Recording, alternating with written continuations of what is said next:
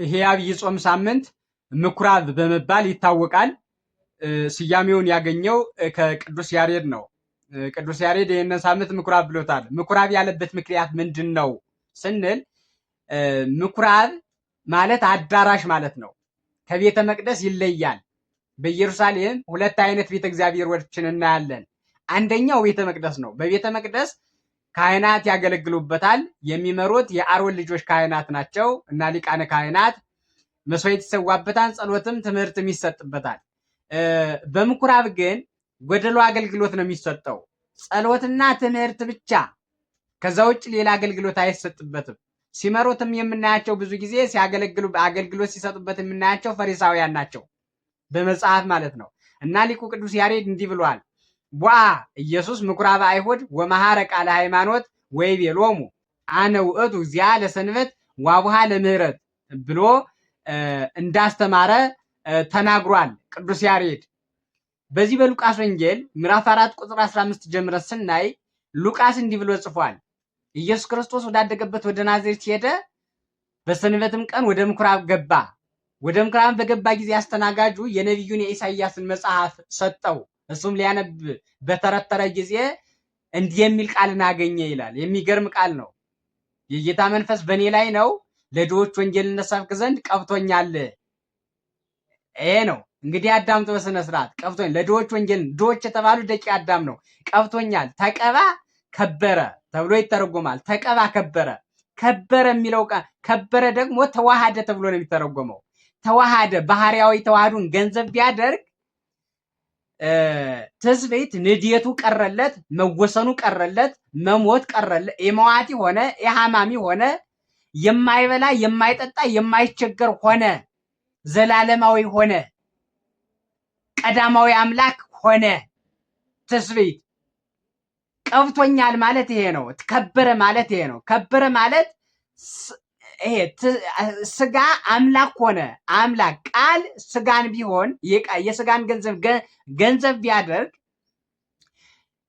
ስጋ ደግሞ የቃልን ገንዘብ አድርጎ ምሉ በኩል ላይ ሆነ፣ ንጉስ ሆነ፣ ገዥ ሆነ፣ አምላክ የባህሪ አምላክ ሆነ፣ ፈጣሪ ሆነ ማለት ነው። ከበረ ማለት ይሄ ነው። በሌላ አገላለጽ ተቀባ ማለት ይሄ ነው ማለት ነው። ይሄንን ካለ በኋላ ለታሰሩት መፈታትን ይላል። የታሰሩት የተባለው ደቂቀ አዳም በሲኦል ታስረው ነበረ። አዳምና ልጆቹ ያልፈጠራቸው አስሯቸው ነበረ። ዲያብሎስ አስሯቸው ነበረ። ሞት በአንድ ሰው ምክንያት ወደ ዓለም ገብቶ ከዛ በኋላ ሁሉንም ጥርግ አድርጎ ሞት የሚገዛው ሆነ እና ለነዚህ ለታሰሩት መፈታትን እሰብክላቸው ዘንድ፣ ለዕውሮች ደግሞ ማየትን። ዕውሮች የተባሉ አሁንም ደቂቀ አዳም ናቸው። ዕውሮች የተባሉበት ምክንያት ለማየት ዕፀ በለስን በልተው ነበር። ለማወቅ የባህሪ አምላክ ለመሆን ዕፀ በለስን በልተው ነበር። አዋቂ ለመሆን፣ ምሉዕ ለመሆን፣ ንጉስ ለመሆን የዕፀ በለስን በልተው ነበር። ነገር ግን ያ ዕፀ በለስ የማያውቁ ደናቁርት አድርጎ ለማወቅ ሲኳትኑ ሲደክሙ፣ ለመብላትም ሲለፉ፣ ለመልበስም ሲለፉ የሚኖሩ የጸጋ ማንነታቸውን ገፎ የጸጋ ሀብታቸውን ገፎ ሲደክሙ የሚኖሩ አድርጓቸዋል። ዕውር የተባሉበት ምክንያት ይሄ ነው እና የሰው ባክግራውንድ ሲገልጽ ለዕውሮች ማየትን፣ ወደ ቀደመ ነፃነታቸው፣ ወደ ቀደመ ብርሃናዊነታቸው፣ ወደ ቀደመ ልጅነታቸው እመልሳቸው ዘንድ ቀብቶኛል ካለ በኋላ ለተጠቁት ደግሞ ነፃነትን። የተጠቁ የተባሉ አሁንም የአዳም ልጆች ናቸው። ተጠቅተው ነበረ። ተጠቅተው በሲኦል ተግዘው ይኖሩ ነበረ። በሲኦል በግዘተ ሲኦል ይኖሩ ነበረ። የተጠቁት የተባሉ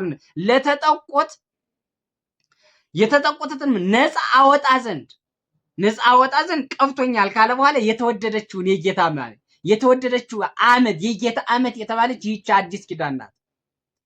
ዓመት ነው። ዓመተ ምሕረት ማለት ደግሞ ጌታ ነው። ዓመተ ምሕረት የምንለው እኮ ዘመኑን አይደለም ጌታን ነው።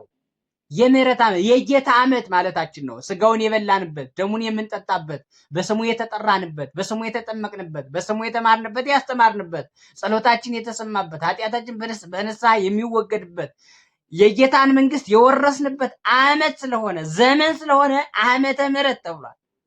ይሄንን እሰብክላቸው ዘንድ ማለት ይሄንን አድላቸው ዘንድ ይሄን ጸጋና እሰጣቸው ዘንድ የሰው ልጆች በክርስቶስ አምነው ይድኑ ይፈወሱ ዘንድ እኔ የመጣው ልኮኛል።